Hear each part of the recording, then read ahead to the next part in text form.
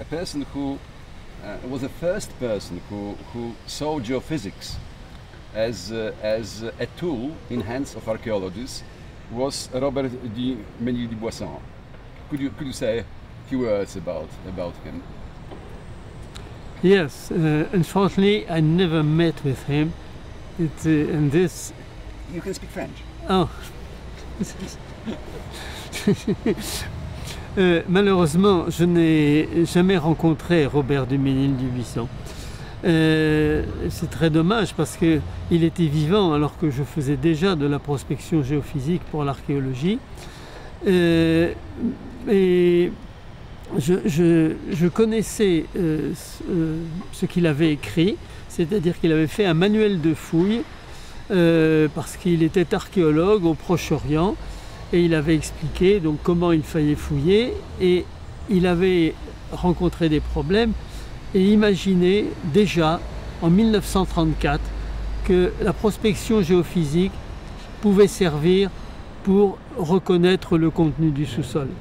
Et il a examiné les potentialités de toutes les méthodes qui étaient connues, c'est-à-dire la prospection électrique, la prospection magnétique, la prospection sismique, gravimétrique, etc.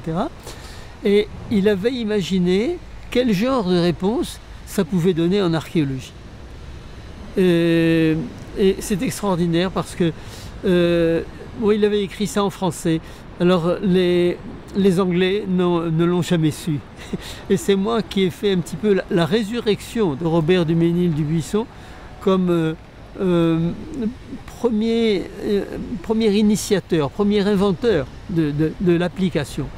Alors, il n'a pas appliqué ces méthodes, mais après la guerre, parce qu'il y a la Deuxième Guerre mondiale a créé une sorte de hiatus important dans l'évolution des méthodes, mais après la guerre, il a réussi à récupérer un détecteur de métal, des détecteurs de métaux qui ont été distribués, et il a fait des essais.